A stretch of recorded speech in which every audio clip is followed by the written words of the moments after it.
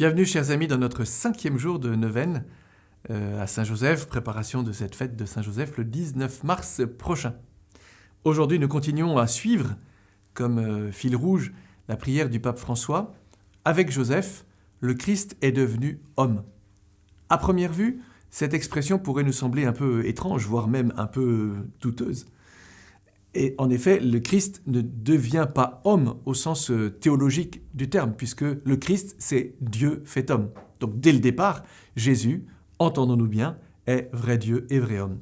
Mais si nous avons bien écouté la formulation de cette prière, avec Joseph, on pourrait dire, grâce à Joseph, le Christ est devenu homme.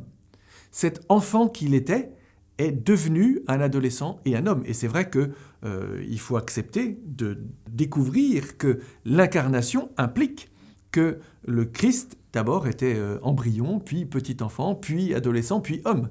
Il y a bien donc eu des étapes, on pourrait dire, dans son itinéraire de croissance humaine. Que cet enfant devienne un homme grâce à Joseph. Pourquoi ? Parce que Joseph était le père adoptif de Jésus. Et donc, avec le Père, Jésus a franchi ces étapes, on pourrait dire importantes, du passage de l'âge de l'enfance à l'âge adulte. Il y a des rites un petit peu dans toutes les cultures et aussi dans notre foi chrétienne héritée de la foi juive, la bar mitzvah, le moment où l'adolescent devient un homme, il est capable de dire, de professer. Alors c'est ritualisé aujourd'hui, mais c'est un rite de passage. On peut penser aussi au recouvrement de Jésus au temple, même si ce n'était pas tout à fait prévu par Joseph.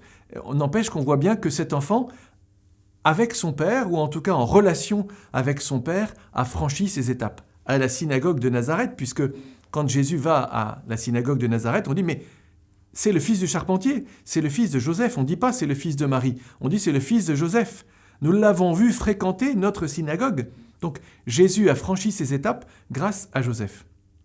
Ça serait intéressant de voir pour aujourd'hui, vous savez, quelquefois, grâce à cette suggestion qui a été faite par John Eldredge sur la vocation de l'homme, qu'est-ce qui fait un homme, et il a vu 3 caractéristiques. L'homme, il est appelé à mener un combat, à vivre une aventure et à défendre une belle. Eh bien, on pourrait dire, et Joseph là-dedans, quelle est sa mission ?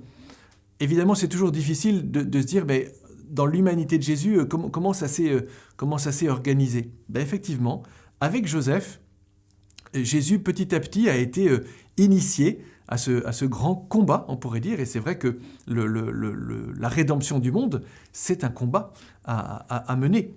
Jésus d'ailleurs nous invitera à sa suite. Saint Paul, bien sûr, les images les plus parlantes sont dans Saint Paul. Il y a bien un combat, une lutte à mener. Et Jésus au désert, on le sait pendant le carême, il y a une lutte, un combat avec Satan. La vie chrétienne, la vie spirituelle, n'est pas une espèce de vie vaporeuse et de guimauve. C'est une vie où il s'agit de combattre. Il y a un combat spirituel contre le monde, contre Satan et contre la chair ou le péché. Et puis il y a une aventure à vivre. Et on voit bien Saint Joseph, sa vie n'a pas été de tout repos. Les voyages qu'il a dû faire avec la Sainte Famille, Bethléem, puis l'Égypte, puis Nazareth, puis toutes les pèlerinages qu'il a fallu faire pour monter à Jérusalem, il y a une aventure à vivre. Et la vie conjugale, la vie familiale, c'est une aventure. Et Jésus a vécu à l'école de son Père cette aventure. Est-ce qu'on peut qualifier la mission de Jésus d'une aventure ? En tout cas, il y a quelque chose de cet ordre-là dans la vie de Saint Joseph. Enfin, une belle à défendre. Comment ne pas repenser une nouvelle fois au lien particulier sans doute, mais magnifique, lumineux qui devait exister entre Joseph et Marie. Non pas rêver de ce lien. Bien sûr qu'on ne peut pas se dire « c'est un couple tellement à part ». Non, il y a certainement eu, encore une fois, un combat pour Saint Joseph. Mais en même temps, un émerveillement devant cette beauté. On peut dire, si Jésus est le plus beau des enfants des hommes, pensez à la Vierge Marie qui n'est pas atteinte dans son cœur, mais aussi dans son corps par le péché originel, certainement qu'il y avait une grande beauté.